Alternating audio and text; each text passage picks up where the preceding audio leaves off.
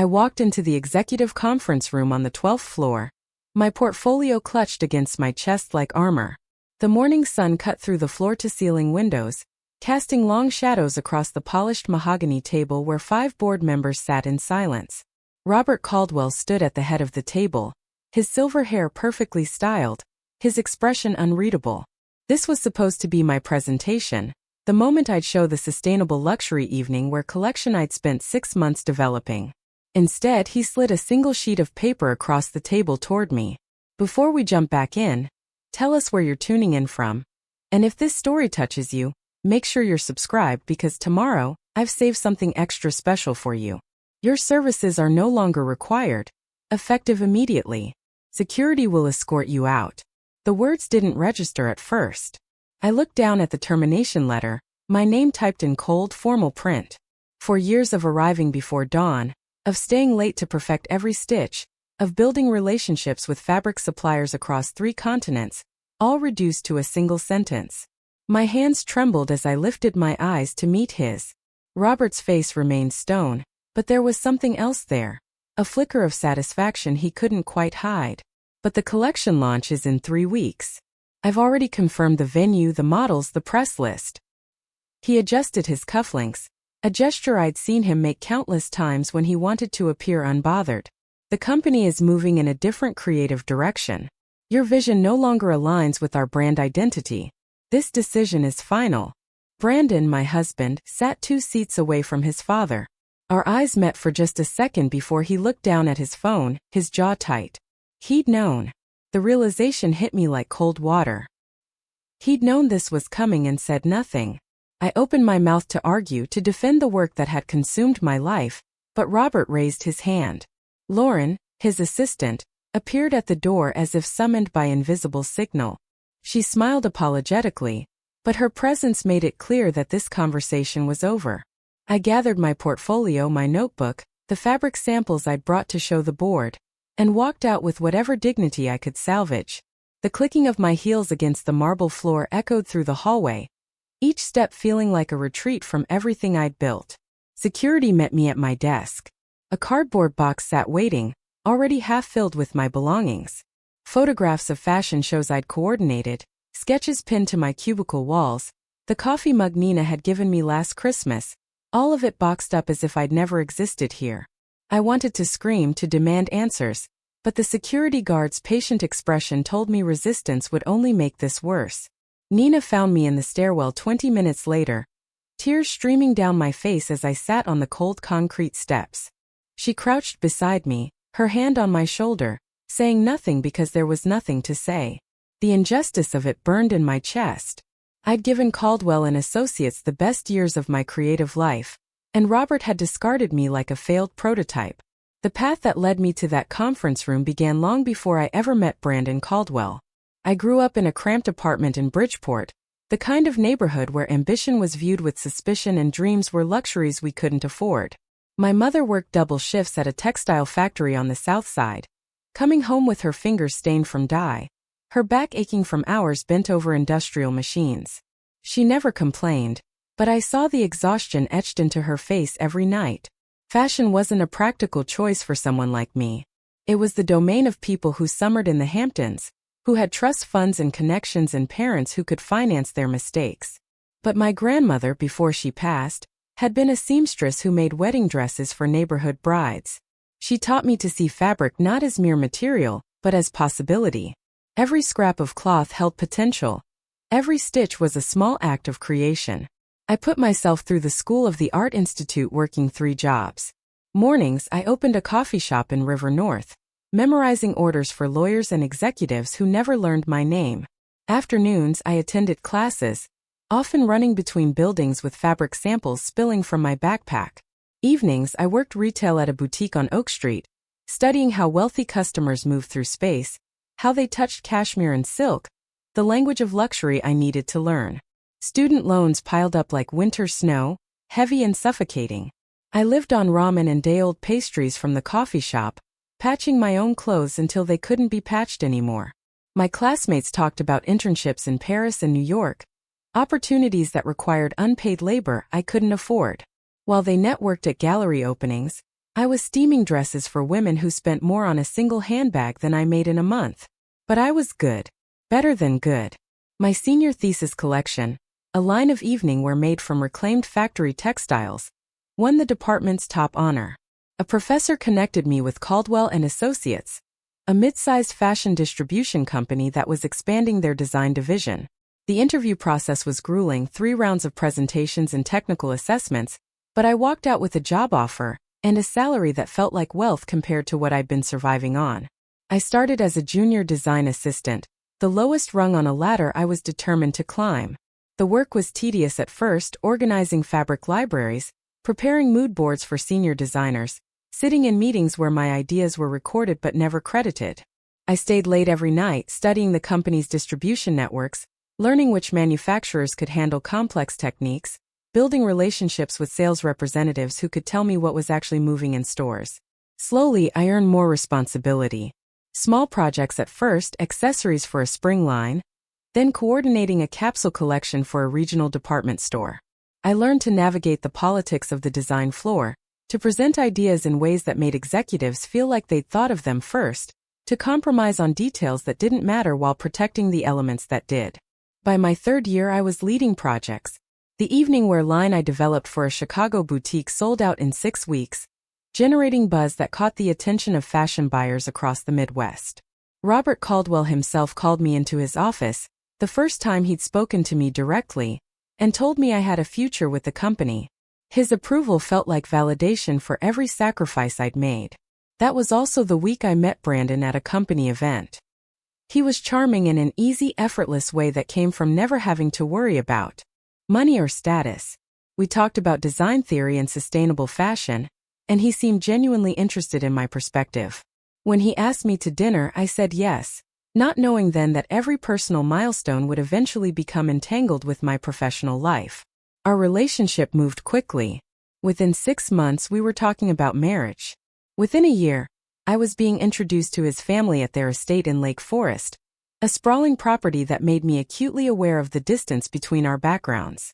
Robert was polite but assessing, asking questions about my education and family in a way that felt like a job interview. His wife, Patricia, barely acknowledged me, making vague comments about how nice it was that Brandon was dating someone from the company. When Brandon proposed, it was romantic and overwhelming. A rooftop dinner overlooking the lake, a ring that cost more than my first car. But even in that moment, I noticed Robert watching from across the room, his expression unreadable. The engagement announcement appeared in the Tribune Society section, a detail I hadn't arranged but someone had deemed important. The wedding was at their country club, an affair orchestrated by Patricia with military precision. I was consulted on details but rarely listened to, my preferences noted and then quietly overridden. My mother looked uncomfortable in her borrowed dress, surrounded by people who belonged to a world she'd only seen in magazines. I told myself it didn't matter, that I was marrying Brandon, not his family, but the separation between my life and theirs felt like a border I was constantly crossing without proper papers. After the wedding, my position at Caldwell and Associates shifted in subtle ways. Projects I'd led were suddenly reassigned without explanation. Ideas I presented in meetings were met with polite dismissal, then reappeared weeks later credited to someone else. When I complained to Brandon, he told me I was being paranoid, that I needed to be patient, that his father was just protective of the company culture. Robert began calling me into his office more frequently, always under the guise of checking on my progress. These meetings had a rehearsed quality, as if he was building a file of small complaints. You're spending too much on fabric sourcing. Your timelines are unrealistic. The designs are too avant-garde for our customer base. Each criticism was framed as constructive, delivered with a smile that never reached his eyes. I worked harder, determined to prove myself. I took on additional projects, stayed later than anyone else on the design floor, refined my presentations until they were flawless. Preparing and narrating this story took us a lot of time, so if you are enjoying it, subscribe to our channel. It means a lot to us. Now back to the story. Nina warned me I was burning out, that I couldn't win a game where someone kept changing the rules, but I couldn't accept that. I'd fought too hard to get here to let politics push me out. The sustainable luxury evening wear collection became my obsession. I'd been developing the concept for over a year, working with innovative textile manufacturers who could transform recycled materials into fabrics that looked and felt like high-end silk and wool. The collection balanced environmental responsibility with the kind of elegance that appealed to conscious luxury consumers, a growing market segment that Caldwell and Associates had barely touched. I presented the initial concepts to Robert 9 months before that final meeting. He'd seemed interested, approving a modest budget for sample development. I interpreted his support as a sign that I'd finally broken through his skepticism. Looking back, I realize he was letting me invest time and energy into something he'd already decided to kill. The collection came together beautifully. 10 pieces that could be mixed and matched, each one constructed with techniques that minimized waste while maximizing visual impact. I secured commitments from boutique buyers in 3 cities, arranged for a launch event at a gallery space in the West Loop, coordinated with fashion journalists who were eager to cover a sustainable luxury story. 3 weeks before the launch, Robert called me into that conference room. Brandon had been distant for days, claiming he was busy with a merger analysis, avoiding eye contact when we passed in the hallways.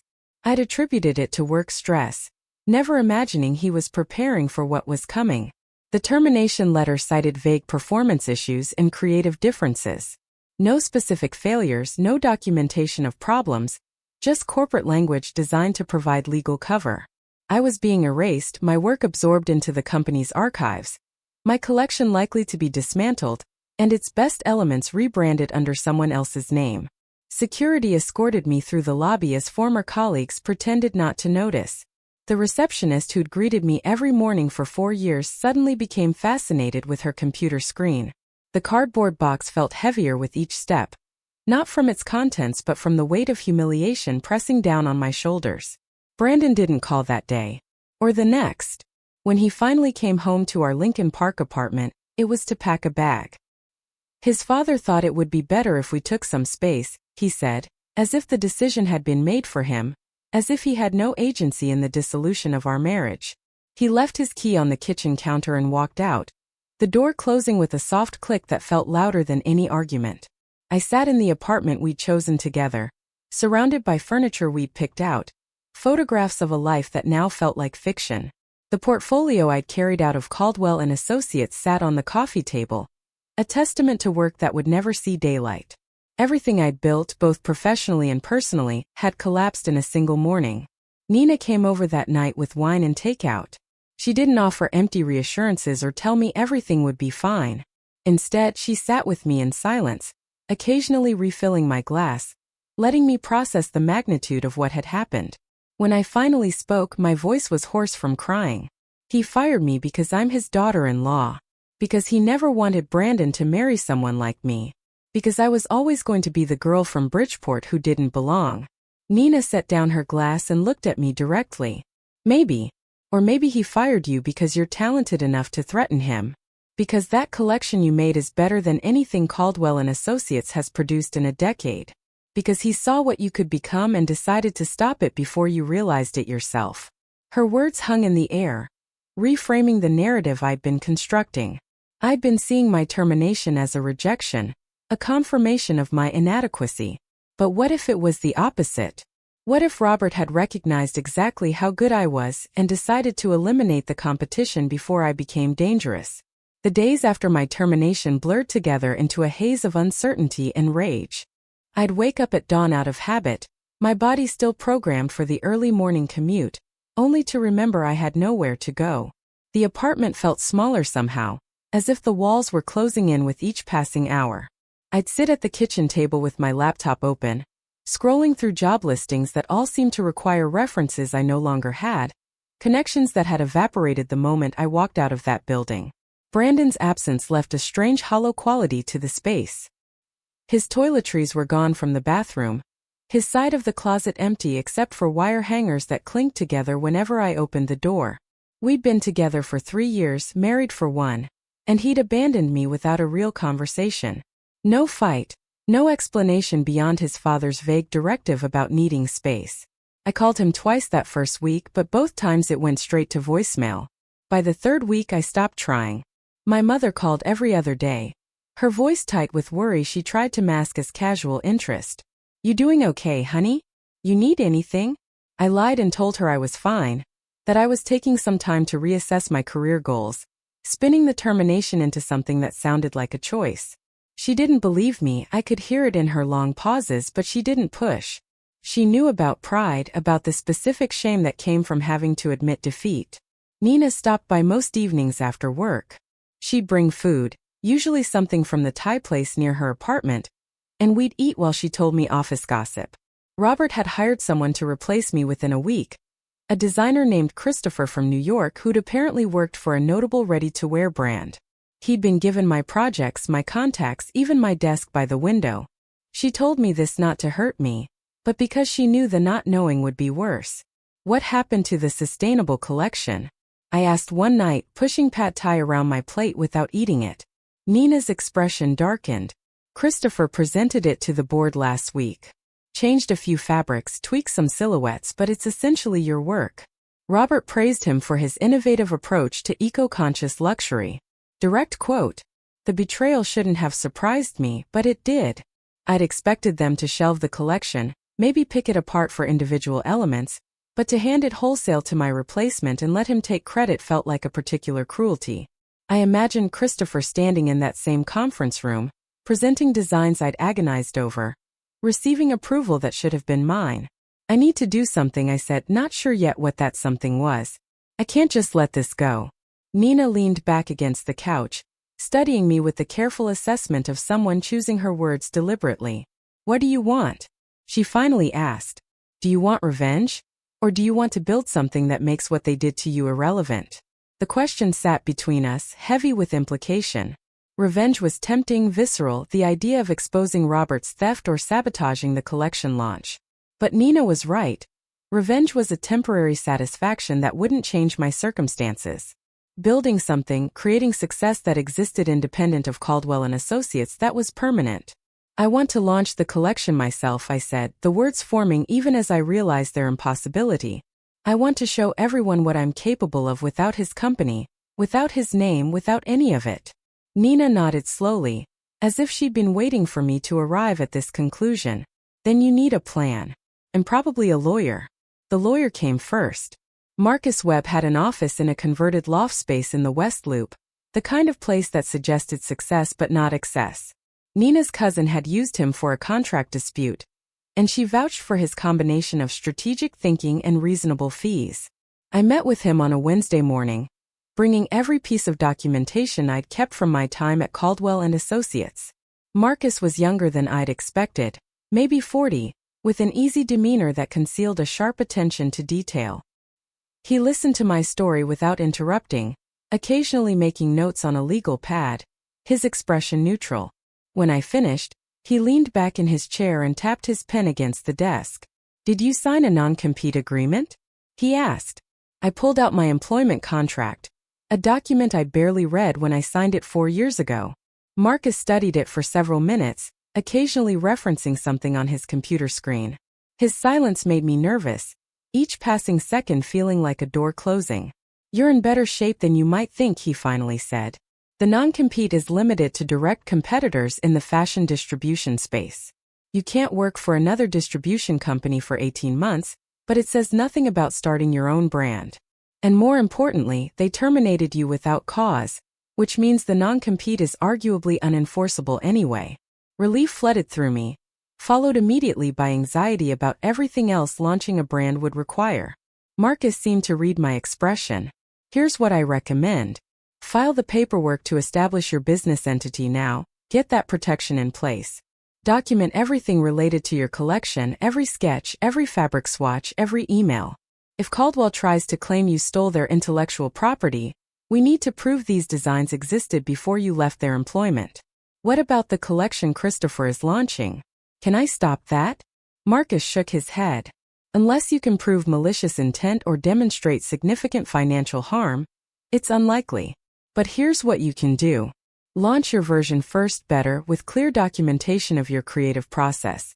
Make it obvious to anyone paying attention that you're the originator, not the imitator. The meeting lasted 2 hours, covering entity structures, intellectual property protection, and the basics of contract law I'd need to understand as a business owner. Marcus charged me a flat fee for the consultation and business formation, a rate I suspected was below his usual price. When I tried to negotiate paying him more later, he waved me off. I like cases where someone talented got screwed by corporate politics.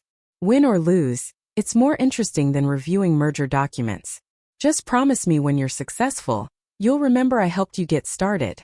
I promised, though success felt impossibly distant as I walked out into the afternoon sunlight. The paperwork to establish Atelier Turner would take a few weeks to process.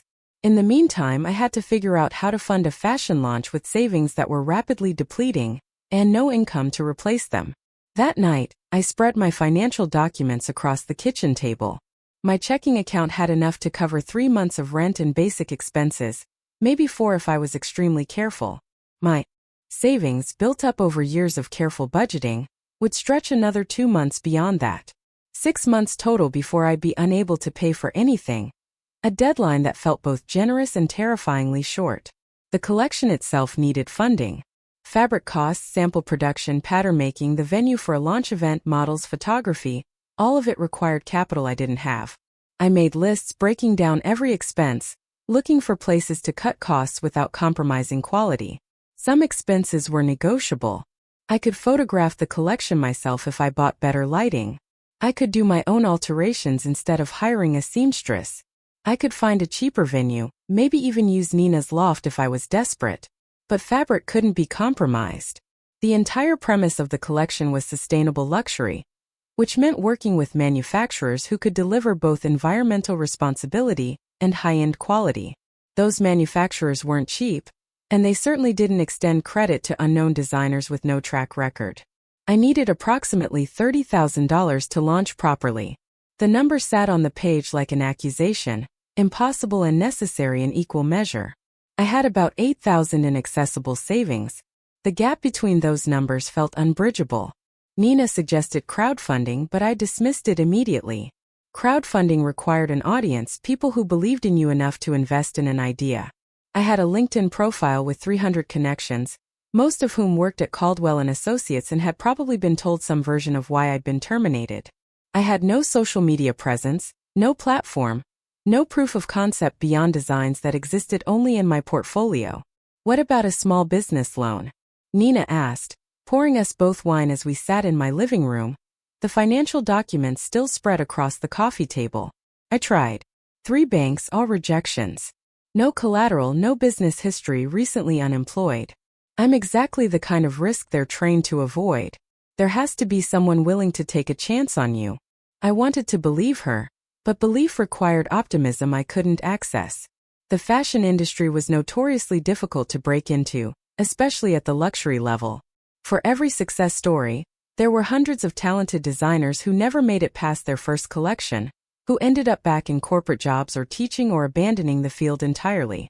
Without capital, without connections, without the institutional support of an established company, my odds were even worse. But giving up meant Robert won. It meant accepting his assessment of my worth, his decision about my future. It meant Christopher would launch my collection under his name while I watched from the sidelines, bitter and powerless. That thought was more unbearable than financial risk. I started reaching out to everyone I'd ever worked with, sending carefully worded emails that explained I was launching an independent sustainable luxury line, and would love to discuss potential collaboration. Most messages went unanswered. A few people replied with polite encouragement, but no tangible offers of help. One former colleague sent back a single line that I'm sorry, but I can't be associated with anything that might put me at odds with Caldwell and Associates. The corporate fear was real and pervasive. Then I got a response from Tom Richardson. We'd met 2 years earlier at a fashion industry mixer, one of those networking events where people exchanged business cards and made promises to stay in touch that they never kept. Tom had been a vice president at a major department store chain before retiring early to consult and invest in small businesses. His email was brief but intriguing. I remember you. Smart designer, good instincts. Let's meet for coffee and talk about what you're building. We met at a cafe in Wicker Park on a cold morning in late October. Tom was in his early 60s, dressed casually in a way that suggested he no longer had to impress anyone. He ordered black coffee and asked me to walk him through my vision for Atelier Turner. Not just the collection but the long-term business strategy. I'd prepared for this, practicing my pitch in the bathroom mirror, refining it until I could deliver it confidently without notes. I explained the sustainable luxury angle, the growing market of conscious consumers who wanted beautiful clothing without environmental guilt. I showed him sketches, fabric samples, data on market trends, and competitor analysis. I talked about manufacturing partnerships, pricing strategy, distribution plans that started small and scaled based on demand. Tom listened without interrupting, occasionally nodding, his expression giving away nothing. When I finished, he took a sip of coffee and studied me for a long moment. "Why did you leave Caldwell and Associates?" He asked, the question I'd been dreading. "I didn't. I was terminated." "Why?" I hesitated, weighing how much truth to reveal. "Because my father-in-law, who's the CEO, decided I was a liability. Officially, it was creative differences. Unofficially, I think he wanted me gone before I became too valuable." "And your husband?" "We're separated." He chose his father's side. Tom nodded, as if this confirmed something he'd suspected. "I'm going to be direct with you, Jessica. I looked into your background after you emailed. Called some people who know people.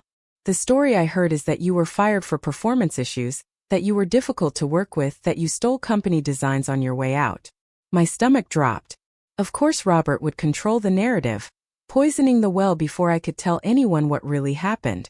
I started to defend myself, but Tom raised his hand. "I also heard from 2 people who worked with you directly that you're one of the most talented designers they've seen in years, that you were fired because you made Robert Caldwell nervous, and that the collection Christopher is launching next month is obviously your work. So I'm going to ask you directly, who should I believe?" I met his eyes, forcing myself not to look away. I can't control what people say about me. All I can control is my work. If you believe in what I'm creating, invest. If you don't, then this conversation was still good practice for the next person I pitched to. Tom smiled for the first time. "That's the right answer. Here's what I'm willing to do. I'll invest $25,000 in exchange for 15% equity in Atelier Turner. I'll also open my network to you, introduce you to manufacturers and buyers who owe me favors. But you need to understand that this is a risk, and if it doesn't work, we both lose. $25,000 would cover most of my funding gap. 15% equity was steep, but not unreasonable given how early stage and risky the venture was. I thought about negotiating, trying to lower his stake, but something in his demeanor suggested this was a take-it-or-leave-it offer. "I accept," I said, extending my hand across the table. Tom shook it firmly. "Good. Get me the incorporation papers and a formal business plan by end of week. We'll draw up the investment agreement and get you funded before Thanksgiving. And Jessica, prove me right on this. Make me look smart for betting on you." Tom's investment changed everything, but it also meant I had no room for failure. The money hit my business account 3 days before Thanksgiving, and I immediately started executing the plan I'd refined over countless sleepless nights. The first priority was securing fabric, the foundation upon which everything else would be built. I contacted a manufacturer in North Carolina that specialized in recycled textiles, a company I'd worked with during my research phase at Caldwell and Associates, but had never been authorized to purchase from. The owner, a woman named Catherine who'd spent 30 years in textile production, remembered me from our initial conversations. She was cautious at first, asking pointed questions about my business structure and payment terms, clearly aware that new designers often promised orders they couldn't fulfill. I sent her the incorporation documents, Tom's letter of investment, and detailed specifications for exactly what I needed. 3 days later, she called with a quote that was higher than I'd hoped but fair given the quality and ethical production standards. We negotiated for an hour, not on price but on delivery timelines and quality control measures. Catherine wasn't interested in discounting her work, and I respected that. Instead, we structured a payment plan that gave me 30 days to inspect samples before committing to full production runs.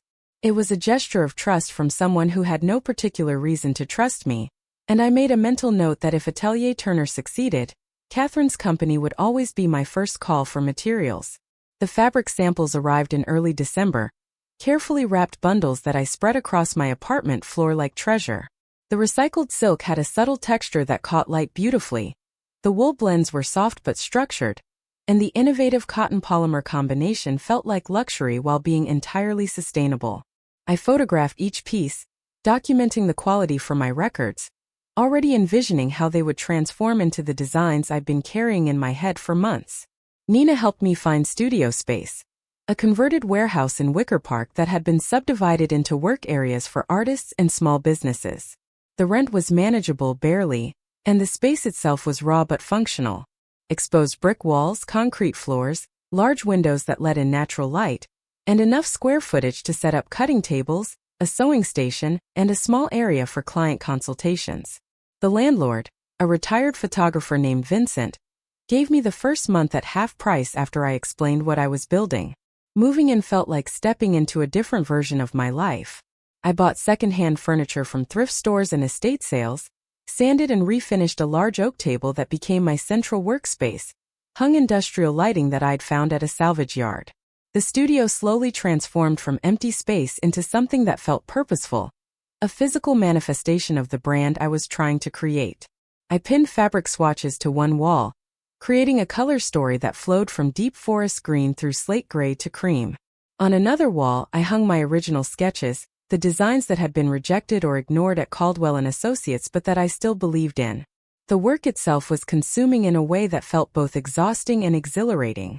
I'd wake up at 5 in the morning and go straight to the studio, often forgetting to eat lunch as I focused on pattern making or draping fabric on the dress form I'd bought secondhand. Every decision felt weighted with consequence. The placement of a seam, the width of a collar, the exact shade of thread used for top stitching. These details would determine whether the collection read as truly luxurious or merely expensive looking. I worked alone mostly, which meant handling every aspect of production myself. I drafted patterns by hand, cut fabric with my grandmother's scissors that I'd sharpened until they could slice through silk like paper, sewed long seams on an industrial machine I'd purchased used from a factory liquidation sale. My hands ached by evening, fingers stiff from repetitive motion, shoulders tight from hunching over work. But there was something deeply satisfying about the physicality of it, the way abstract ideas became tangible objects through sheer focused effort. Tom stopped by the studio once a week, usually in the late afternoon when the light was beginning to fade. He never stayed long, just checked in on progress, offered advice when asked, and occasionally made introductions to people in his network. One day he brought a fashion photographer named Alexis who owed him a favor. She walked through the studio, examining the pieces I'd completed, running her fingers along seams and hems with the assessing touch of someone who understood construction. "These are good," she said finally, her tone neutral but her words carrying weight. "Really good. When you're ready to shoot the collection, call me. I'll do it at cost because I want these images in my portfolio." Another week, Tom introduced me to a boutique owner on Armitage Avenue who specialized in emerging designers. Her name was Diane, a sharp woman in her 50s who'd been in the Chicago fashion scene for decades. She spent an hour in the studio, asking about my production capabilities, pricing strategy, and turnaround times for custom orders. Before she left, she placed a provisional order for 3 pieces, contingent on seeing the finished collection. "That's how it starts," Tom told me after Diane left. "One store at a time, building credibility through quality and reliability. Don't chase the big accounts yet. Let them come to you once the smaller stores prove the concept works." His advice was grounding, a counterweight to the fantasies I sometimes entertained about overnight success and viral attention. The reality of building a brand was slow and incremental, each small victory leading to the next opportunity. I tried to remember that during the long nights when progress felt invisible, when a single dress would take 40 hours to complete and I'd question whether the perfectionism was worth the time. Brandon called in mid-December, the first time I'd heard from him since he'd left his key on the counter. His voice on the phone sounded strained, uncertain, lacking the easy confidence that had first attracted me to him. He wanted to meet for coffee to talk about us, to see if there was a path forward for our marriage. I agreed, curious more than hopeful, wondering what had prompted this sudden desire for reconciliation. We met at a neutral cafe downtown, neither of us wanting the intimacy of familiar places. He looked tired, older somehow, though it had only been a few months. We exchanged awkward pleasantries before falling into uncomfortable silence. Finally he spoke. "My father thinks I should file for divorce. Says it's cleaner that way, no complications." I stirred my coffee, watching the cream swirl into patterns. "And what do you think?" Brandon ran his hand through his hair, a gesture I'd seen him make countless times when he was stressed. I don't know. I miss you. I miss what we had. But everything got so complicated. You chose his side, I said, keeping my voice level. You knew he was going to fire me and you said nothing. You moved out without even trying to fight for us. That's not complicated, Brandon. That's just choosing. He flinched, and I felt a small bitter satisfaction at landing the blow. It wasn't my decision to fire you. That was all him. I was just trying to keep my job, keep things stable. By sacrificing me. The words hung between us, sharp and true. Brandon looked down at his coffee cup, unable or unwilling to meet my eyes. We sat in silence for several minutes, the background noise of the cafe filling the space where our conversation had died. I heard you're starting your own line, he said eventually. Christopher mentioned it at work. Said you're trying to launch the sustainable collection. News traveled fast apparently. Christopher would have told Robert, which meant my former father-in-law knew exactly what I was doing. The thought should have worried me, but instead it felt validating. I was enough of a threat to be worth monitoring. I confirmed, offering no additional details. My father won't like that. He'll see it as competition. Then he shouldn't have stolen my designs and given them to Christopher. Brandon's expression shifted, surprise mixing with something that might have been shame. You know about that? Everyone knows about that, Brandon. Your father isn't as subtle as he thinks he is. He nodded slowly, processing information that he'd apparently been sheltered from or chosen not to see. We talked for a few more minutes, dancing around the real issues, both of us aware that this conversation was an ending rather than a beginning. When we finally stood to leave, Brandon reached for my hand. I'm sorry, he said, and for the first time he sounded like he meant it. I should have stood up for you. I was a coward. I pulled my hand back gently. You were. But I appreciate you saying it. We walked out of the cafe in opposite directions, and I felt the weight of our marriage lift from my shoulders. Whatever happened with Atelier Turner, I would do it unencumbered by the hope that Brandon might somehow transform into a partner who could match my ambition or courage. The collection came together slowly through December and January, each piece requiring meticulous attention and multiple iterations before it met my standards. I worked with a pattern maker named Ruth who operated out of a small studio in Pilsen, a woman in her 70s who'd been making patterns for Chicago designers since before I was born. She charged reasonable rates and had an encyclopedic knowledge of garment construction that saved me from costly mistakes. Ruth would examine my sketches, asking questions about intended drape and movement, then draft patterns that translated two-dimensional drawings into three-dimensional forms. We'd do multiple fittings on a dress form, adjusting proportions and ease, tweaking details until the garment hung exactly right. Her expertise accelerated my production timeline significantly, turning what might have taken me months into weeks. By late January, I had 7 completed pieces and 3 in final stages of construction. The collection was taking shape, a cohesive story told through silhouette and texture. There was an evening gown in recycled silk with a draped bodice that moved like water, a tailored jumpsuit in sustainable wool that managed to be both structured and fluid, a cocktail dress with strategic cutouts that revealed and concealed in equal measure. Each piece could stand alone but also worked as part of a larger narrative about conscious luxury. The photography session with Alexis happened on a brutally cold February morning. We shot in my studio, using the natural light from the large windows and some additional lighting equipment she brought. I'd hired 2 models through an agency that specialized in editorial work, negotiating day rates I could barely afford but that were necessary for the quality of images I needed. Alexis worked quickly and decisively, directing the models through poses that showcased the garments without overwhelming them. She understood instinctively how to photograph clothing, how to capture texture and movement, how to create images that conveyed both aspiration and accessibility. Between shots, she showed me previews on her camera screen, and I felt a surge of relief and pride. The collection looked legitimate, professional, worthy of attention. We wrapped the shoot in 6 hours, my feet aching from standing, my voice hoarse from giving direction. Alexis promised to have edited images ready within a week, and I knew she'd deliver because Tom vouched for her reliability. As the models changed out of the samples and Alexis packed up her equipment, I stood in the studio surrounded by the evidence of months of work and allowed myself a moment of optimism. Nina came over that night with champagne, insisting we celebrate the completion of the collection shoot. We sat on the floor of my apartment, too tired to bother with furniture, drinking from coffee mugs because I'd never bothered to buy proper glasses. You did it, Nina said, raising her mug in a toast. You actually built a collection from nothing. I haven't sold anything yet, I reminded her. Haven't even launched officially. This could all still fail. But you did the impossible part. You created something beautiful after everything fell apart. That matters regardless of what happens next. Her faith in me was both comforting and terrifying. She believed in my success with a certainty I couldn't quite share, still braced for the possibility that despite all the work and sacrifice, the market simply wouldn't care. The fashion industry was littered with talented designers who never broke through, who made gorgeous clothes that no one bought, who eventually had to abandon their dreams for more stable careers. But I also knew that fear of failure was a luxury I couldn't afford. I'd invested Tom's money, my own savings, and countless hours into this venture.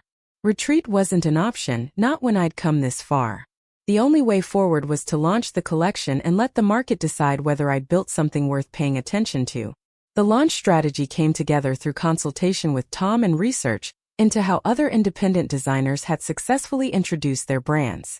I couldn't afford a traditional fashion show with the venue rental, production costs, and PR that would require.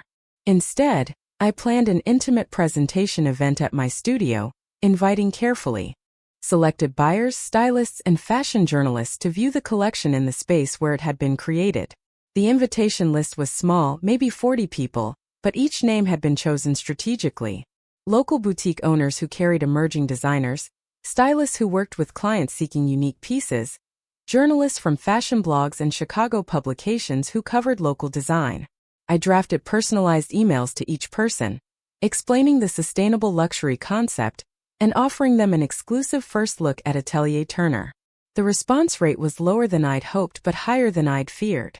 About 20 people confirmed they'd attend, a mix of genuine interest and curiosity about the designer who'd been fired from Caldwell and Associates and decided to compete with her former employer.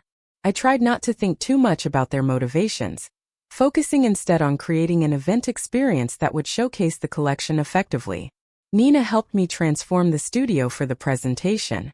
We painted one wall a soft cream color to serve as a backdrop, arranged the clothing on industrial garment racks that read as intentionally minimal rather than cheap, and created small vignettes with the finished pieces displayed on dress forms.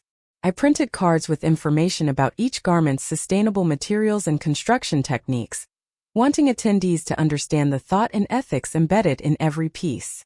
Tom arranged for light catering, simple but elegant, wine and small bites that would keep people comfortable without overwhelming the focus on clothing. He also brought in a friend who worked in event production to handle lighting, ensuring the garments would be shown under conditions that highlighted their quality and craftsmanship. The night before the event, I couldn't sleep.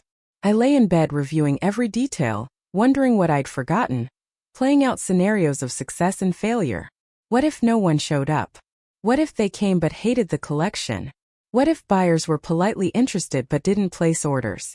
The uncertainty was suffocating, but beneath it ran a current of defiant pride. Whatever happened, I'd built something real and true to my vision. The morning of the launch arrived with unexpected sunshine breaking through Chicago's typical gray March sky. I reached the studio at 6 hours before anyone would arrive, needing time alone with the collection before sharing it with the world. The space looked different in early light, more vulnerable somehow, the carefully arranged clothing suddenly feeling like an enormous gamble rather than a confident debut. I walked through the presentation one more time, adjusting a sleeve here, repositioning a garment there, obsessive in my attention to details that probably no one else would notice. Each piece represented not just design choices but moments of doubt I'd pushed through. Nights I'd worked until my vision blurred, decisions to continue when quitting would have been easier. The evening gown in recycled silk caught the morning light, its draped bodice creating shadows that shifted with the slightest air movement. I touched the fabric gently, remembering the week I'd spent getting the drape exactly right, the 17 versions I'd sewn before achieving the fluid elegance I'd envisioned. Nina arrived at 8 with coffee and breakfast sandwiches I was too nervous to eat. She'd taken the day off work, claiming a personal emergency, unwilling to miss what she kept calling my coronation. Her optimism was relentless, but I appreciated the steadiness she brought to my spiraling anxiety. We did a final walkthrough together, checking sightlines and lighting, making sure the information cards were positioned where attendees would naturally look, confirming the wine delivery was scheduled correctly. Tom showed up at 9, impeccably dressed as always, carrying a garment bag I hadn't expected. He hung it carefully on one of the racks, unzipping it to reveal a vintage Halston dress from the 1970s, perfectly preserved, the kind of piece that museums displayed behind glass. Context, he explained, seeing my confused expression. This is what sustainable luxury looked like in a different era.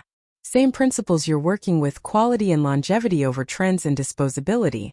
I thought it might anchor the conversation you're trying to start. The gesture was thoughtful in a way that went beyond business investment. Tom understood what I was building not just as a product line but as a philosophical statement about how fashion could exist in the world. I thanked him, feeling the weight of his belief in me, hoping desperately that I wouldn't disappoint the faith he'd shown. The first guests arrived at 2, fashionably late for the 1 o'clock start time. Diane, the boutique owner from Armitage, came with another shop owner she'd brought as her guest. They moved through the collection methodically, examining construction details, checking labels, asking specific questions about pricing and production timelines. Their interest felt genuine, not performative, the kind of engagement that suggested they were calculating whether these pieces would work for their customer base. More people filtered in over the next half hour, the studio gradually filling with conversations and the subtle rustle of fabric as attendees examined the garments. A stylist named Jordan spent 15 minutes with the tailored jumpsuit, taking photos from multiple angles, asking about available sizes and colors. 2 fashion bloggers set up near the evening gown, shooting content while discussing sustainable fashion's commercial viability. The energy in the room felt alive, engaged, far better than the polite disinterest I'd feared. Then Robert Caldwell walked through the door. He appeared just after 3, Christopher trailing slightly behind him, both of them dressed in the expensive casual wear of people who never worried about being underdressed or overdressed. The conversations around me didn't stop, but I felt the temperature in the room shift, attention pivoting toward this unexpected arrival. Robert's presence was commanding even when he wasn't trying, decades of executive authority radiating from his posture and expression. Nina materialized at my elbow, her hand briefly touching my arm in solidarity. "You don't have to talk to him," she whispered. "Tom can handle it." But I knew that avoiding Robert would look like weakness, like I was still the junior designer he could intimidate with his disapproval. I'd invited the fashion community to witness what I'd built independently, which meant standing behind it regardless of who showed up to judge. I walked toward him, keeping my expression neutral, determined not to give him the satisfaction of seeing me rattled. "Robert," I said evenly, "I didn't expect to see you here." He smiled, the same controlled expression I'd seen countless times in boardrooms when he was about to deliver criticism disguised as concern. "When I heard about your little project, I had to come see what you'd put together." Professional curiosity. Christopher shifted uncomfortably, avoiding eye contact with me, clearly uncomfortable with whatever his presence here was meant to communicate. I noticed he was wearing a tie clip I recognized, one I'd given Brandon for our first anniversary, a small detail that felt like salt in an old wound. "I hope you find it interesting," I replied, refusing to engage with the diminutive way he described months of work as a little project. "The collection speaks for itself." Robert moved into the studio, examining the pieces with the critical eye of someone looking for flaws. He spent a long time with the evening gown, the centerpiece of the collection, studying the construction and draping. Christopher followed him dutifully, occasionally making comments I couldn't hear but that seemed designed to please his employer. Other attendees watched this interaction with poorly concealed interest, aware of the professional history between us, even if they didn't know specific details. Tom appeared beside Robert, his presence deliberate and protective. "The craftsmanship is exceptional," he said loudly enough for nearby conversations to pause. "Jessica's attention to sustainable sourcing and construction quality is exactly what the luxury market needs right now. Forward-thinking design with environmental consciousness." Robert turned to Tom, recognition flickering across his face. "Tom Richardson. I heard you'd gotten into consulting and investing. Didn't realize you were backing amateur projects." The insult was subtle but clear, Amateur, a word calculated to undermine my credibility. Tom smiled, unbothered by the provocation. I back talent and vision, Robert. Something I think you used to understand before you became more focused on protecting territory than recognizing innovation. The tension between them crackled, two men who'd operated in the same industry circles for decades, now on opposite sides of an unspoken conflict. I felt simultaneously grateful for Tom's defense and anxious about confrontation, escalating in the middle of my launch event. Before either could continue, Diane approached, breaking the moment. Jessica, I'd like to place a formal order. 5 pieces for spring delivery. Can we discuss terms? Her timing was either incredibly fortunate or deliberately strategic, pulling attention away from Robert and toward actual business. I excused myself, following Diane to the small desk area I'd set up for consultations, acutely aware of Robert's eyes on my back as I walked away. We spent 20 minutes going over specifics, pricing, delivery schedules, and terms. Diane negotiated on some points but was fundamentally committed to the order, our conversation feeling like validation that the collection worked commercially, not just aesthetically. When I finished with Diane, Robert and Christopher were gone. Nina told me they'd left about 10 minutes earlier. Robert making pointed comments about the space being too small and the collection too niche as he walked out. Several other attendees had apparently disagreed, because by 4 o'clock I had orders from 3 boutiques, inquiries from 2 stylists about borrowing pieces for editorial shoots, and interest from a department store buyer who wanted to discuss a potential partnership for next season. The success felt surreal, fragile, as if acknowledging it might cause everything to evaporate. I moved through the remaining hours of the event in a strange fog, having conversations, answering questions, accepting congratulations while some part of my brain insisted this couldn't be real. When the last guests finally left around 6, I sank into a folding chair, exhausted and overwhelmed. You did it, Nina said, sitting beside me. You really did it. Tom joined us, loosening his tie, looking satisfied in the way of someone whose bet had paid off. Strong debut. Those orders are solid, and the buzz will generate more interest. You've got momentum now, Jessica. The question is what you do with it. The weeks following the launch were a controlled chaos of production and relationship building. The boutique orders needed to be fulfilled by specific deadlines, which meant long days in the studio cutting patterns and sewing while also managing the business aspects I'd never had to handle at Caldwell and Associates. Invoicing, shipping, logistics, customer service, quality control, every element required attention and time I barely had. I hired a production assistant, a recent fashion school graduate named Keisha who was talented and hungry to learn. She handled the more straightforward sewing tasks, while I focused on complex construction and finishing details. Having another person in the studio changed the energy, made the work feel less isolating, though it also meant managing someone else's schedule and training them to meet my quality standards. The editorial shoots that stylists had requested started appearing in late spring.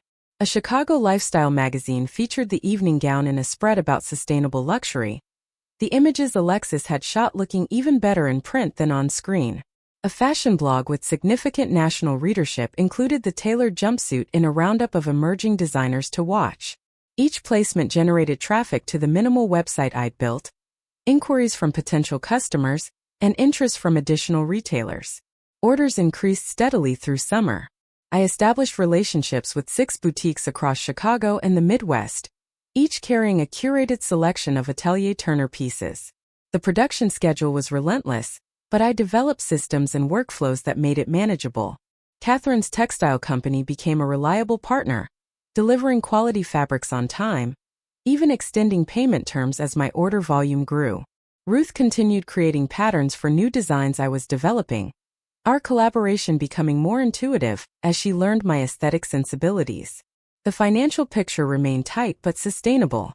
Revenue from sales covered production costs and minimal operating expenses, with enough margin to pay Keisha and take a small salary myself.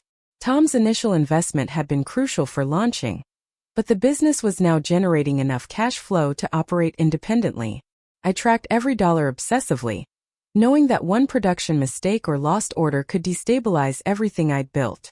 In August, I received an invitation to participate in a sustainable fashion showcase during Chicago Fashion Week. The event would feature 10 designers creating environmentally conscious work, a platform that could significantly expand Atelier Turner's visibility. The catch was that I needed to produce 3 new pieces specifically for the showcase, designs that pushed the sustainable luxury concept further than the initial collection. I spent weeks developing the new pieces, working with Catherine to source even more innovative materials. We found a supplier producing fabric from recycled ocean plastics that had the weight and drape of silk crepe. Another manufacturer had developed a leather alternative from mushroom mycelium that looked and felt remarkably close to traditional hide. I designed a coat using the ocean plastic fabric, a structured jacket with the mushroom leather, and a dress that combined both materials in unexpected ways. The showcase took place in September, a cool evening with the kind of crisp air that signaled autumn's arrival. The venue was an industrial space in the West Loop, exposed brick and high ceilings, packed with fashion industry professionals, press, and the kind of people who attended events to see and be seen. I was nervous in a different way than I'd been at my studio launch, aware that this audience was broader and more critical, that failure here would be more public and consequential. My segment came midway through the evening, 3 models walking in succession wearing the new pieces. The lighting design made the fabric shimmer and shift, highlighting textures and construction details. I watched from backstage, heart pounding, trying to read the audience's reaction from their body language and expressions. The applause when my models finished felt genuine, enthusiastic, and I allowed myself to breathe for the first time in hours. Afterward, during the reception portion of the event, I was approached by a woman I didn't recognize. She introduced herself as Patricia Montgomery, senior fashion editor for a national publication, and asked if I had time to discuss Atelier Turner's design philosophy and business model. We talked for 30 minutes, her questions probing and intelligent, focused not just on aesthetics, but on the practical challenges of sustainable production and the commercial viability of ethical fashion. The article Patricia wrote ran in November, a feature spread that positioned Atelier Turner as part of a new generation of designers reimagining luxury through environmental consciousness.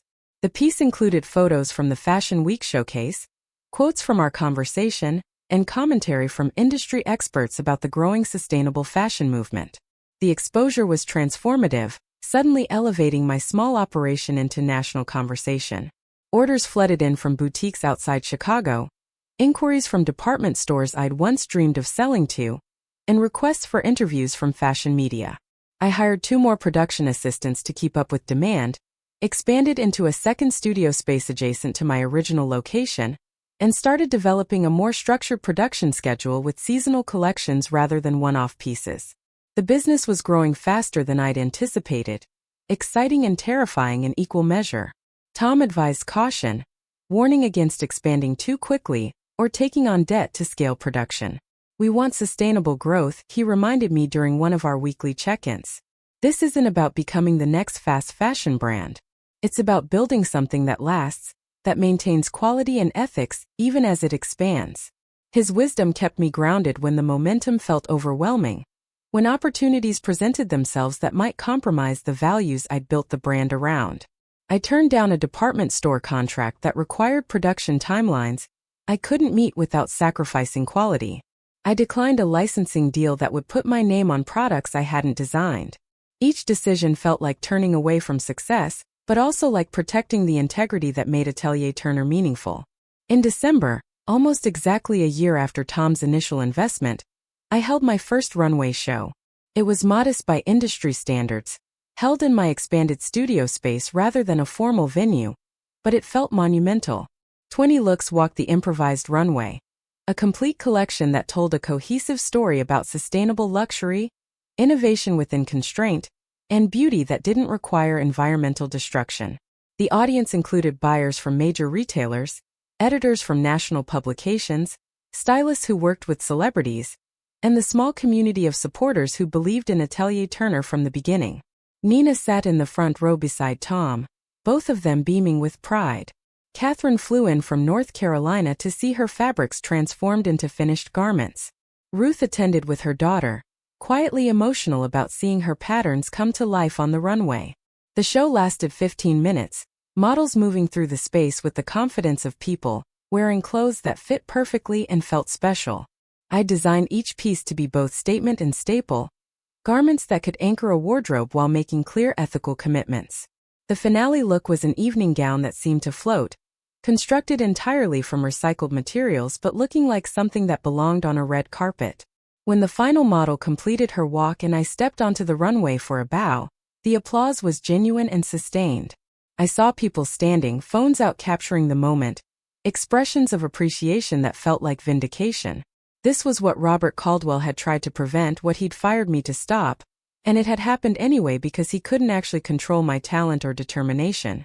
The after-party was intimate, held in the studio with catering and music, a celebration that felt earned rather than presumptuous. People approached me throughout the evening with congratulations and business inquiries, serious conversations about wholesale partnerships and collaboration opportunities. I found myself negotiating terms and discussing production capacity, the kind of discussions that would have intimidated me a year earlier but now felt natural and manageable. Late in the evening, after most guests had left, Tom found me standing alone near the window, looking out at the street below. "You've built something remarkable," he said quietly. "Not just a business but proof that talent and integrity can succeed even when powerful people try to stop it." I thought about how far I'd come from that conference room where Robert fired me, from the apartment where I'd cried myself to sleep wondering if I'd ever work in fashion again. The journey had been harder than I'd imagined, lonelier, more uncertain, but also more rewarding precisely because I'd done it independently, without institutional support or family money or anything except belief in my own vision. "Thank you for taking a chance on me," I told Tom. "I know it was a risk." He smiled, the expression warm and genuine. "Best investment I've made in years. Not just financially, though that's working out well, but because you reminded me why I got into this business in the first place. To support people who create beautiful things against long odds." We stood in comfortable silence for a moment before Tom excused himself, leaving me alone with my thoughts and the quiet satisfaction of knowing I'd proved Robert Caldwell wrong in the most definitive way possible. I hadn't just survived his attempt to destroy my career. I'd built something better than anything I could have created under his control. The business continued growing through the following year, becoming profitable enough that I could repay Tom's investment with interest and still maintain healthy cash reserves. I opened a small boutique on Michigan Avenue, a street I'd once walked as a broke student dreaming of the day I might belong in those exclusive spaces. The store was minimal and elegant, designed to showcase the clothing without overwhelming it, staffed by people who understood both fashion and the ethical commitments behind every piece. Atelier Turner became known not just in Chicago but nationally, featured in magazines and worn by celebrities who wanted to align themselves with sustainable fashion. I hired a small team to manage production, sales, and operations, learning to delegate while maintaining creative control. The work was still demanding, but it felt purposeful in ways that corporate design never had, every decision reflecting my values rather than committee consensus or market research. I saw Brandon one more time, at a charity gala I attended as an emerging designer being honored for sustainable business practices. He approached me during the cocktail hour, looking uncomfortable but determined. We exchanged awkward pleasantries before he finally said what he'd come to say. "I was wrong. About everything. You were the talented one, the brave one, and I let my father convince me otherwise. I'm sorry for how I treated you." His apology felt sincere but also irrelevant. The version of me who'd needed his validation no longer existed, replaced by someone who'd learned to trust her own judgment and fight for her own success. I thanked him for the apology, but we both knew it didn't change anything fundamental. Our lives had diverged, and whatever brief intersection we'd shared was ancient history. Robert Caldwell never acknowledged Atelier Turner's success directly, but I heard through industry channels that Christopher had been fired and the sustainable collection Robert stole from me had underperformed dramatically. The company was struggling to stay relevant as sustainable fashion became mainstream, their late and insincere entry into the market failing to compete with designers who'd built their brands on authentic ethical commitments. There was poetic justice in watching him diminish while I expanded, though I tried not to take too much satisfaction in his failures. The real victory wasn't his downfall but my independence. I'd built a business that reflected my values, employed people fairly, created beautiful things that didn't harm the planet, and proved that success didn't require compromising integrity. On difficult days when problems felt overwhelming or decisions seemed impossible, I'd remember standing in that conference room holding my termination letter, thinking my career was over. That memory made every subsequent challenge feel manageable by comparison. 3 years after Robert fired me, Atelier Turner had grown into a multimillion-dollar business with 2 retail locations, wholesale partnerships with major department stores, and a devoted customer base that believed in both the aesthetic and ethics of what we created. I'd been featured in documentaries about sustainable fashion, invited to speak at design schools, and recognized as an innovator in an industry slowly learning to operate more responsibly. But the moment I was proudest of came quietly, without fanfare or recognition. It was a Tuesday afternoon in my studio, sun streaming through the windows, fabric samples spread across my work table. I was draping silk on a dress form, working through a design challenge, completely absorbed in the creative process. Keisha was cutting patterns at the next table, humming softly to herself. The smell of coffee mixed with fabric sizing hung in the air. Everything felt exactly right, purposeful and genuine in mine. I thought about the question that had haunted me in those early dark days after losing everything. Could I build something meaningful from nothing? Could talent and determination overcome institutional power and family betrayal? The answer, built through countless hours of work and risk and faith, was unequivocally yes. Not because it was easy or guaranteed, but because I'd refused to accept that Robert Caldwell's assessment of my worth was the final word on my potential. The business would continue growing, challenges would arise, decisions would need to be made. But standing in that studio, surrounded by evidence of what I'd created, I understood that success wasn't just about revenue or recognition. It was about the freedom to create work I believed in, to build something that reflected my values, to prove to myself that I was capable of more than anyone else had imagined possible. And that knowledge, that hard-won certainty, was worth everything it had cost to achieve.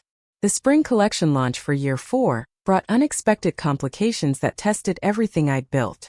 We'd expanded production significantly, bringing on 8 full-time seamstresses and 2 additional pattern makers to handle the volume of orders flowing in from retail partners across the country.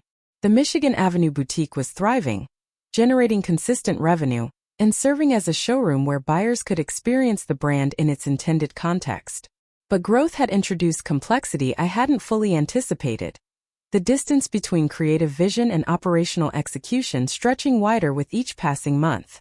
I'd hired a business manager named Garrett in January, someone Tom recommended who had experience scaling small fashion brands. Garrett was methodical and financially conservative, qualities I appreciated even when they conflicted with my instinct to take creative risks. He pushed back on my plans for the spring collection, arguing that the experimental fabrics I wanted to use would increase production costs beyond what our pricing structure could support. We spent weeks negotiating, finding compromises that satisfied both aesthetic ambition and financial reality, a balance that felt perpetually precarious. The actual launch event was scheduled for late March at a gallery space in River North, significantly larger than previous presentations, designed to accommodate the growing press attention and buyer interest Atelier Turner now commanded. We'd invited over 200 people, a mix of retail partners, fashion media, potential investors, and the community of supporters who'd been with us from the beginning. The production timeline had been aggressive, requiring everyone on the team to work extended hours to complete the 40-look collection. 3 days before the launch, our primary fabric supplier in North Carolina called with devastating news.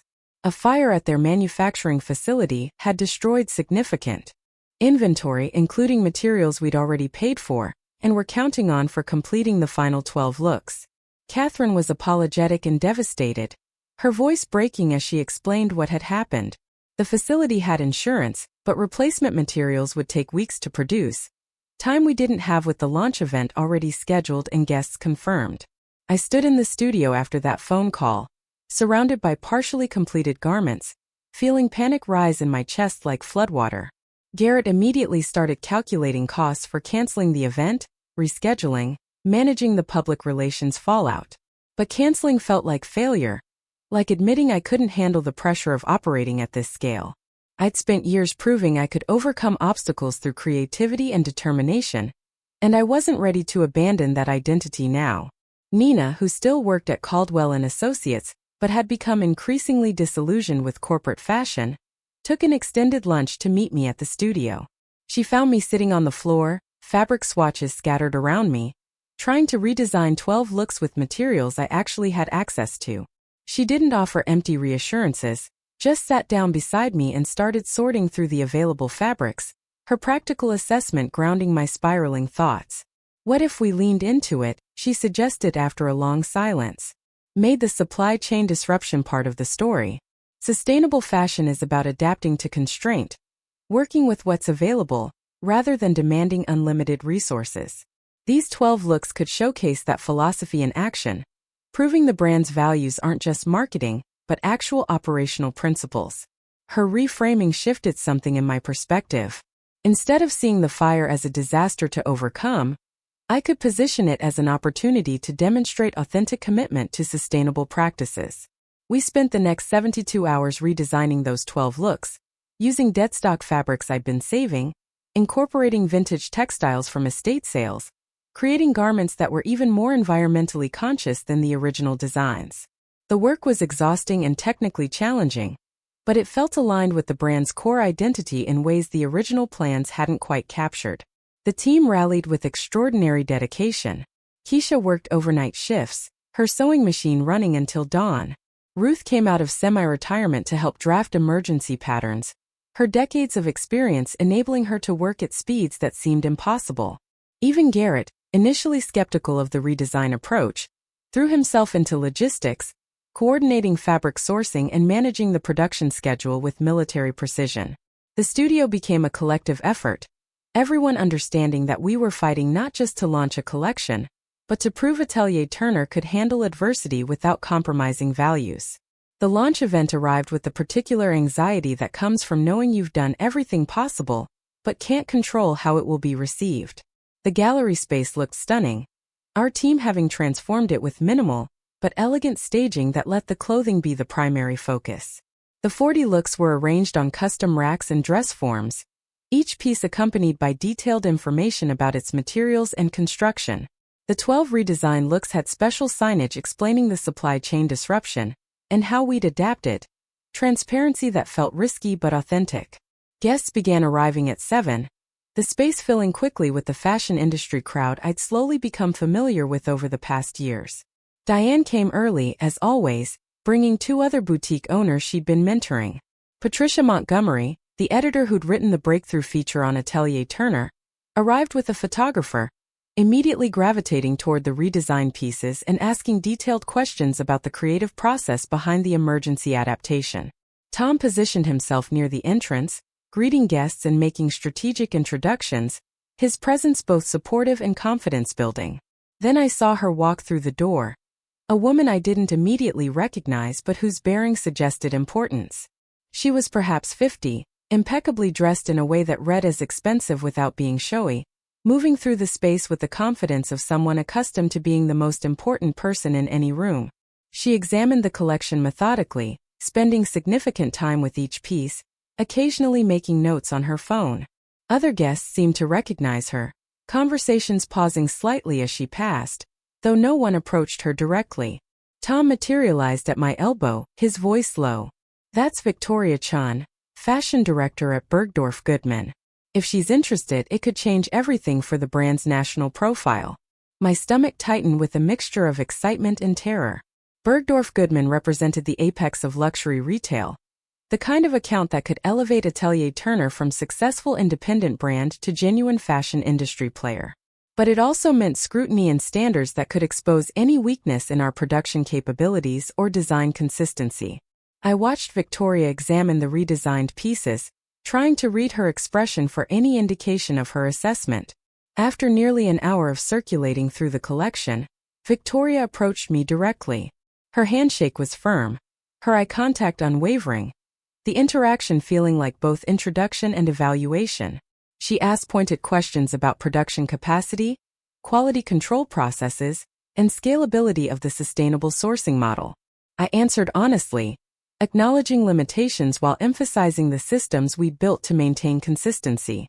When she asked about the redesigned pieces and the story behind them, I explained the situation without embellishment, letting the actual circumstances speak for themselves. Victoria listened carefully, occasionally nodding, her expression neutral throughout my explanation. When I finished, she was silent for a long moment, and I braced for polite rejection or conditional interest that would ultimately lead nowhere.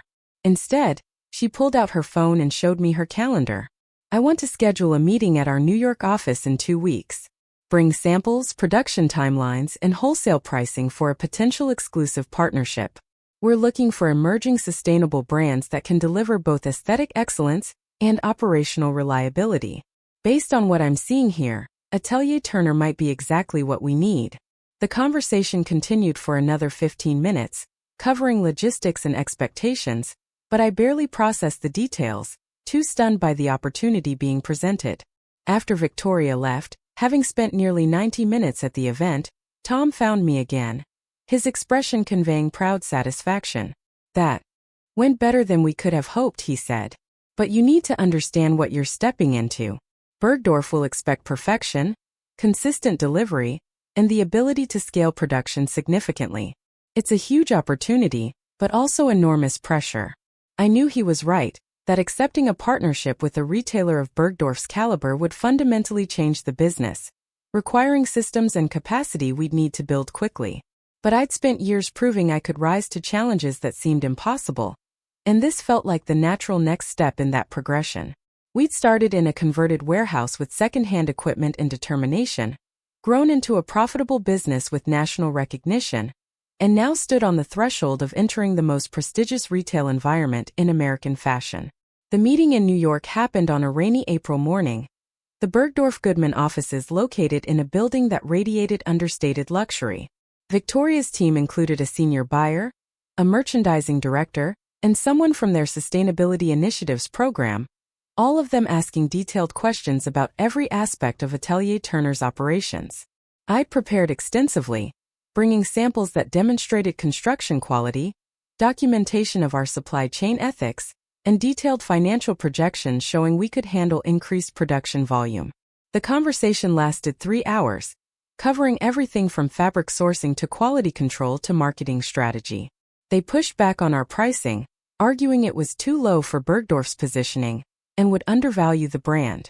I defended the pricing structure, explaining it reflected actual production costs plus reasonable margin, but they insisted that luxury consumers expected higher price points and would question quality if garments seemed too affordable.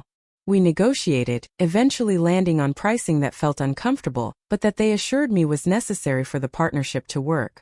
The formal agreement came through in May, a contract that committed Atelier Turner to providing exclusive designs for Bergdorf Goodman with guaranteed production volumes and strict delivery schedules. The financial projections were significant: revenue that would allow us to expand the team, upgrade equipment, and invest in marketing initiatives that had previously been unaffordable. But the contract also included penalty clauses for late delivery or quality issues, real consequences if we failed to meet their exacting standards. Garrett spent days analyzing the contract, identifying risks and building contingency plans for potential problems. He recommended hiring a production manager with luxury brand experience, someone who understood the operational demands of high-end retail and could implement systems to ensure we met Bergdorf's expectations. We brought on a woman named Simone who'd spent 15 years at a French fashion house, her expertise in quality control and production efficiency immediately elevating our capabilities. The expanded team required moving to a larger facility, a converted industrial building in Pilsen with enough space for multiple production areas, a proper design studio, administrative offices, and a small showroom.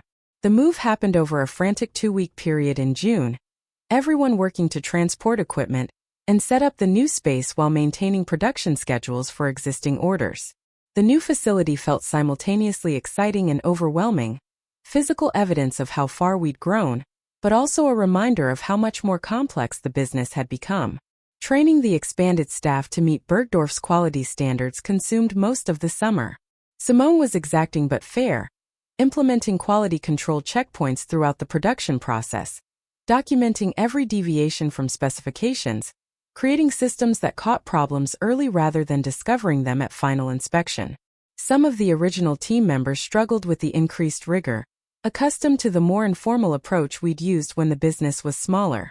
I had to have difficult conversations about expectations and performance, sometimes making personnel changes that felt like betraying people who'd believed in Atelier Turner from the beginning. The first collection for Bergdorf Goodman was due in September, a 15-piece capsule that needed to be perfect in every detail. I designed pieces that balanced my aesthetic vision with their merchandising requirements, garments that felt authentically Atelier Turner, while also meeting the commercial expectations of luxury retail. The pressure was immense, every decision feeling weighted with consequence, knowing that failure would damage not just this partnership, but the brand's broader reputation. Production proceeded with meticulous attention to detail, Simone rejecting pieces that didn't meet standards even when the flaws were barely visible. We ended up producing 20% more garments than required to ensure we had perfect examples to deliver. The additional cost eating into margins but necessary for maintaining quality. The final collection was beautiful, garments that I was genuinely proud of, but the process of creating them had been grueling in ways that made me question whether this level of growth was actually what I wanted. Nina visited the new facility one evening after most of the staff had left, finding me alone in the design studio, sketching ideas for the next collection. She walked through the space slowly, taking in the professional equipment, the organized production areas, the evidence of legitimate business success. When she finally spoke, her voice carried a complicated mixture of pride and concern. "This is amazing, Jessica. You've built something huge, something that proves you're one of the best designers of your generation. But are you happy?" The question caught me off guard, forced me to confront feelings I'd been suppressing beneath the constant pressure of deadlines and decisions. Was I happy? I was successful, respected, financially secure, everything I'd fought for after Robert fired me. But the work itself had changed, become less about pure creative expression, and more about managing systems and meeting commercial expectations. I spent more time in meetings than at the design table, more energy on business strategy than on the intuitive creative process that had drawn me to fashion in the first place. I don't know, I admitted. Sometimes I miss when it was just me in that warehouse studio making clothes because I loved making clothes, not because a contract requires specific delivery dates and production volumes. Nina sat down across from me, her expression understanding. "You know you don't have to keep growing, right? You could stay at this size, maybe even scale back, focus on the creative work that actually matters to you. Success doesn't have to mean constantly expanding." Her words articulated something I'd been feeling but hadn't allowed myself to acknowledge.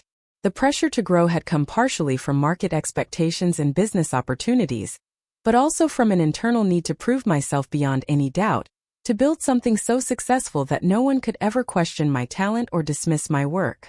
But somewhere in that drive for validation, I'd lost touch with the original impulse that made me want to design clothes in the first place. The Bergdorf collection launched in October, featured prominently in their sustainability showcase and marketed as representing the future of conscious luxury. The pieces sold well, generating positive press and leading to immediate requests for expanded partnership terms. Victoria called personally to congratulate me, discussing plans for a larger collection the following season and potential collaboration on exclusive designs. Everything pointed toward continued expansion and opportunity, the trajectory of undeniable business success. But I found myself hesitating, feeling resistant to commitments that would push the brand even further from its origins. I scheduled a meeting with Tom, needing his perspective on decisions that felt more existential than strategic. We met at his office, the late afternoon sun casting long shadows across his desk, as I tried to articulate the conflict I was experiencing between business growth and creative satisfaction. Tom listened carefully, as he always did, letting me work through the complexity without rushing to solutions. When I finally fell silent, he leaned back in his chair and smiled with an expression that suggested he'd been waiting for this conversation. "I'm going to tell you something that might surprise you," he said. "The best investment isn't always the one that generates the highest financial return. Sometimes it's the one that allows talented people to do their best work in ways that fulfill them. If staying smaller means you create better designs and feel more connected to the work, that's probably the right choice, even if it means leaving money on the table." His permission to prioritize creative satisfaction over growth felt like relief, validation that success could be defined by internal standards rather than external metrics. We spent the next hour discussing what a sustainable business model might look like, one that generated sufficient revenue without requiring the constant expansion that was pulling me away from actual design work. Tom suggested maintaining the Bergdorf partnership but limiting its scope, continuing with our existing boutique relationships, and being selective about new opportunities based on whether they aligned with the brand's core values and my creative interests. I implemented those changes gradually over the following year, having honest conversations with retail partners about capacity limitations, turning down opportunities that would require compromising quality or creative control, and restructuring the business to prioritize sustainability over growth. Some people in the fashion industry viewed these decisions as short-sighted, evidence that I lacked the ambition or business acumen to capitalize on momentum. But I was learning that other people's definitions of success didn't have to determine my choices, that the courage to say no was as important as the courage to say yes. The business stabilized at a size that felt manageable, generating healthy revenue without consuming every hour of my life. I scaled back the team to include only people who were genuinely committed to the brand's values and quality standards, creating a culture that prioritized craft over speed. I spent more time designing and less time in meetings, reconnecting with the creative process that had made me fall in love with fashion in the first place. The work became satisfying again, purposeful in ways that pure business growth had never been. Robert Caldwell's company filed for bankruptcy in the spring of my 5th year running Atelier Turner. The news broke in Women's Wear Daily, a detailed article about mismanagement and failure to adapt to changing market conditions. Caldwell and Associates had tried to pivot toward sustainable fashion too late, their insincere efforts transparently opportunistic to consumers who valued authentic commitment. The company had also faced legal challenges related to labor practices and environmental violations, issues that had been covered up during Robert's tenure, but eventually emerged through investigative reporting. I felt no satisfaction in his failure, just a kind of quiet acknowledgement that his approach to business, prioritizing control and short-term profit over innovation and ethics, had inevitable consequences. Christopher, who'd been promoted to creative director after my termination, was mentioned in the article as one of several executives being investigated for their role in fraudulent sustainability claims. The collection he'd launched under his name, My Stolen Designs, had been cited as evidence of the company's broader pattern of deception. Brandon reached out one final time, asking to meet for coffee. He looked diminished somehow, the easy confidence of our early relationship replaced by visible uncertainty. He told me he'd left Caldwell and Associates months before the bankruptcy, unable to reconcile his father's business practices with his own growing ethical concerns. He was working for a small consulting firm now, helping fashion brands implement genuine sustainability initiatives, trying to make amends for years of complicity in his father's corruption. "I'm proud of what you've built," he said, the words sounding genuine. "You were always more talented and braver than I gave you credit for. I spent too long letting my father's perspective define reality, and I'm sorry I didn't stand up for you when it mattered." His apology felt sincere and also irrelevant to my current life. We'd both moved beyond the people we'd been during our marriage, grown in directions that would never realign. I thanked him for the apology and wished him well with his new work, but we both understood this conversation was a closing rather than a reconnection. Whatever debt existed between us, emotional or otherwise, was now settled. The 6th anniversary of Atelier Turner passed quietly, marked not by dramatic celebration, but by steady satisfaction in work that felt meaningful and sustainable. The brand had achieved a kind of equilibrium, successful enough to be financially stable, respected enough to attract talented collaborators, but sized appropriately for the level of creative control and personal involvement I needed to feel fulfilled. We produced 2 collections annually, maintained relationships with carefully selected retail partners, and occasionally took on custom commission work for clients who valued the brand's aesthetic and ethics. I'd achieved something I hadn't initially recognized as the goal, not just success in opposition to Robert Caldwell's dismissal, but the creation of a life and career structured around my actual values and interests.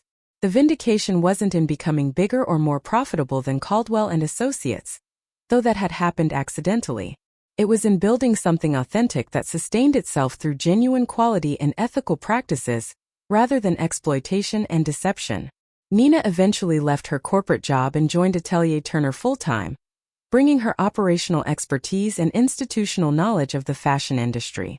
Her presence allowed me to focus even more on design, while trusting that business aspects were being handled competently. We worked well together, our different strengths complementing each other, creating a partnership built on mutual respect and shared values. The studio felt collaborative rather than hierarchical, everyone contributing their expertise toward collective success rather than individual advancement.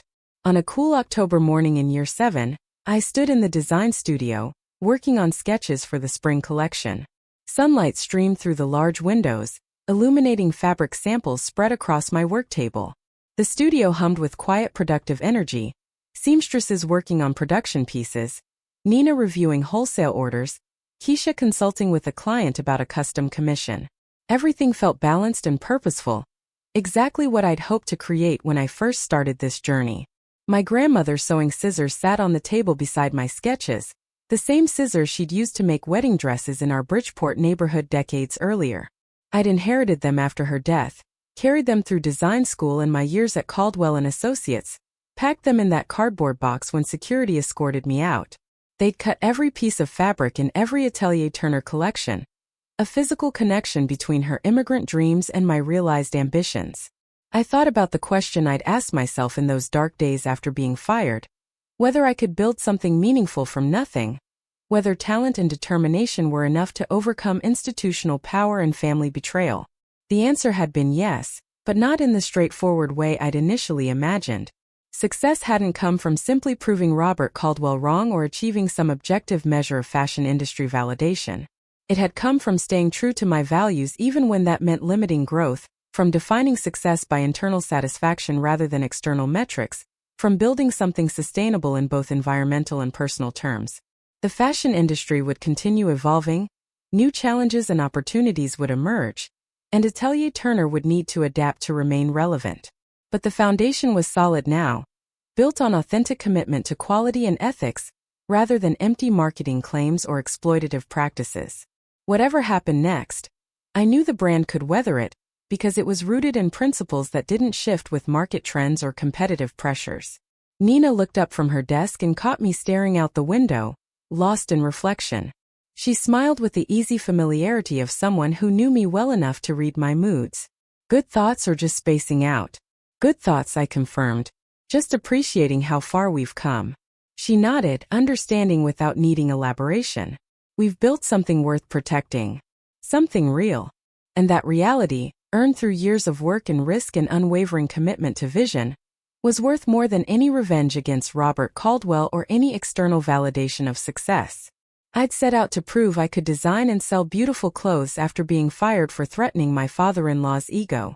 I'd ended up creating a life structured around work I genuinely loved, surrounded by people who shared my values, contributing to an industry slowly learning to operate more ethically.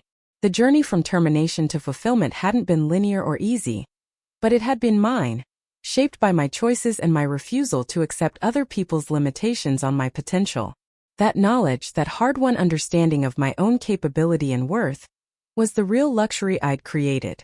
Not the clothes themselves, beautiful as they were, but the freedom to create them on my own terms, accountable to my own standards, building success that reflected who I actually was rather than who anyone else thought I should be.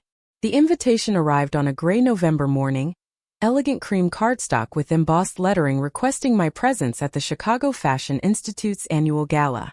They were honoring sustainable designers who transformed the industry through innovation and ethical practice. My name appeared on the list of recipients, alongside established brands I'd admired for years, designers whose work had influenced my own approach to conscious luxury. Nina found me staring at the invitation, a complicated expression on my face. "You're going, obviously," she said, not making it a question. "I don't know. These industry events always feel performative, like we're congratulating ourselves for doing what should be basic standard practice." She took the invitation from my hands, reading it carefully. "This isn't about performance, Jessica. It's about documentation. 10 years from now, people will look back at who was recognized during this transition period in fashion history. Your name should be in that record." Her perspective shifted something in my thinking. I'd spent years focused on the work itself, uncomfortable with attention or accolades, but she was right that visibility mattered beyond personal recognition. Young designers needed to see that sustainable practices could lead to legitimate success, that ethical commitments weren't career limitations but potential advantages. The gala took place at the Art Institute, the grand hall transformed with dramatic lighting and minimal elegant decor. I wore one of my own designs, naturally, a floor-length gown in recycled silk that caught light beautifully, while making a clear statement about what luxury could mean in contemporary fashion. Walking into that space, surrounded by industry leaders and cultural influencers, I felt simultaneously confident and slightly surreal, still occasionally surprised by how far I'd traveled from that termination meeting 7 years earlier. Tom attended as my guest, looking distinguished in formal wear, his presence grounding as always.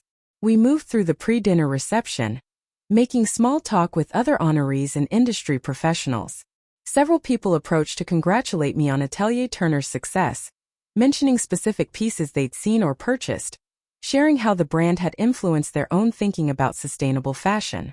Each conversation felt validating, evidence that the work mattered beyond my own personal redemption arc. Then I saw Robert Caldwell across the room. He looked older, diminished in ways that went beyond physical aging. The bankruptcy had clearly taken its toll, the confident authority he'd once projected replaced by something more tentative and uncertain. He was talking to someone I didn't recognize, but his eyes found mine across the crowded space, and for a moment we simply looked at each other, years of complicated history compressed into silent acknowledgement. He crossed the room toward me, and I felt my body tense instinctively, old defensive patterns activating despite knowing he no longer had any power over my life or career. Tom's hand briefly touched my elbow in quiet support, but he didn't intervene, understanding this was a moment I needed to navigate independently. "Jessica," Robert said, his voice lacking its former commanding tone. "Congratulations on your recognition tonight. It's well-deserved." The apology I might have expected didn't come, just that simple acknowledgement, and I realized I no longer needed it. His validation or remorse were irrelevant to the life I'd built, the success I'd achieved entirely independent of his opinion or influence. "Thank you," I replied evenly, offering nothing more. We stood in awkward silence for a moment before he spoke again. "I was wrong about you. About your talent, your potential. I let personal feelings interfere with professional judgment, and I've spent years regretting that decision." His admission should have felt like victory, the vindication I'd once desperately craved. Instead, it just felt sad, a powerful man confronting the consequences of choices made from insecurity rather than wisdom. I'd spent years building something meaningful while he'd spent years losing everything he tried to protect through control and deception. "I appreciate you saying that," I told him, and I meant it. Not because his apology changed anything, but because closure had value even when it came too late to matter emotionally. He nodded, seeming to understand that nothing more needed to be said, and moved away into the crowd. Tom watched him go, then looked at me with quiet assessment. "How do you feel?" I considered the question honestly. Mostly nothing. A little sorry for him, maybe, but nothing that touches who I am now. "That's how you know you've actually moved past it," Tom said. "When their story stops being your story."